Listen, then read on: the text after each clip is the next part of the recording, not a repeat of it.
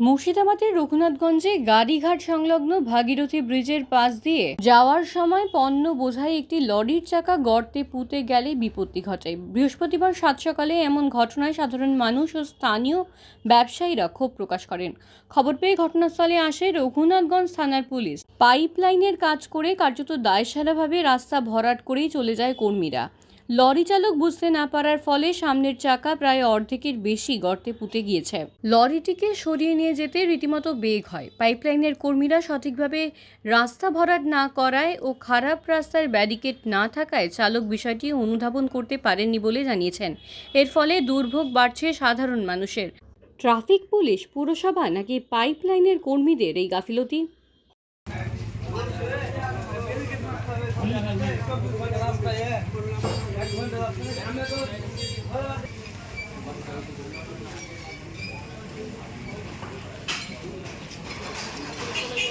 এরকমভাবে আমরা তো রাত্রি 9টা-10টা পর্যন্ত দোকানে থাকি, তখন পর্যন্ত কিন্তু কিছু নাই। এবার গভীর রাত্রে খাল করে চলে গিয়েছে, এটা তো কারোর অসুবিধা হবে সেটা তো জানতে হবে। ওখানে একটা ব্যারিকেড আছে, ব্যারিকেডটাও দিয়ে যায়নি পর্যন্ত। এবার জনসাধারণ বা গাড়ির যারা আসছে তারা কী করে জানবে আলগা লোক? আর হ্যাঁ, গাড়িটা কি ওভারলোড ছিল? না, ওভারলোড ছিল। কি ছিল গাড়িতে? গাড়িতে আলু ছিল, কিন্তু এই কোনো কিছু ইনফরমেশন দেওয়া হয়নি। রাতারাতি করেছে, রাত 12টা 12:30 গভীর রাত্রে কাজ করেছে।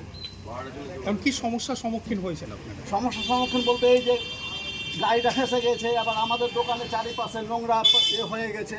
এবার আমাদেরও তো অসুবিধা।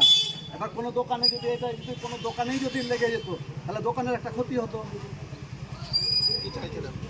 হ্যাঁ, আমরা চাইছি যাতে সুষ্ঠুভাবে যে কোনো কাজ পৌরসভা করুক, কিন্তু সুষ্ঠুভাবে করুক, লোককে জানিয়ে শুনিয়ে সুষ্ঠুভাবে করুক।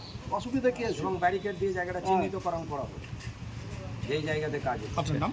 আমার নাম সুভাষিস সাহা। করে বললো যে এই রাস্তাটা খুঁড়তে এসছে যোগাযোগ মোবাইলের সামনেটা।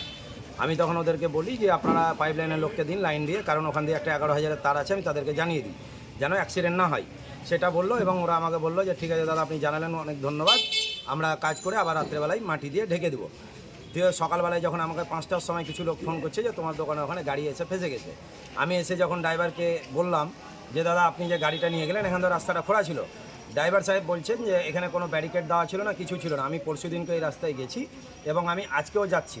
হ্যাঁ, তার জন্য আমি বুঝতে পারিনি, কারণ হচ্ছে রাস্তাটা ঘিরে দেওয়ার উপরে দুটো স্ল্যাব দেওয়া ছিল। স্ল্যাব দেওয়ার জন্য আমি দাদা কিছু বুঝতে পারিনি। সেই সঙ্গে যখনই আমি জানতে পারি সঙ্গে সঙ্গে রঘুনাথগঞ্জ থানায় ফোন করি, যেন এখানে আমাদের ওয়েজ ফ্যামিলি স্কুল আছে, যেন বাচ্চাদের অসুবিধা না হয়। তো সঙ্গে সঙ্গে আমাকে থানা থেকে বলা হলো যে আমরা যত তাড়াতাড়ি সম্ভব লোক পাঠাচ্ছি। এখন একটুর জন্য আজকে আমার দোকানের ক্ষতিটা হয়ে যেত। যদি গাড়িটা আরেকটু এগিয়ে যেত তাহলে দোকানের ক্ষতি হতো এবং আমি বড়সড় ক্ষতির মুখ থেকে আজকে রক্ষা পেলাম। আগামী দিনে যদি দিনের বেলায় এই কেসটা হতো তাহলে অনেক হয়তো বাচ্চা ছেলে বা পাবলিক সাধারণ লোকেদের অনেক ক্ষতি হওয়ার সম্ভাবনা ছিল। আমি আসামাত্র প্রশাসনকে জানিয়েছি, আপনারাই দেখুন পরিস্থিতিটা কি।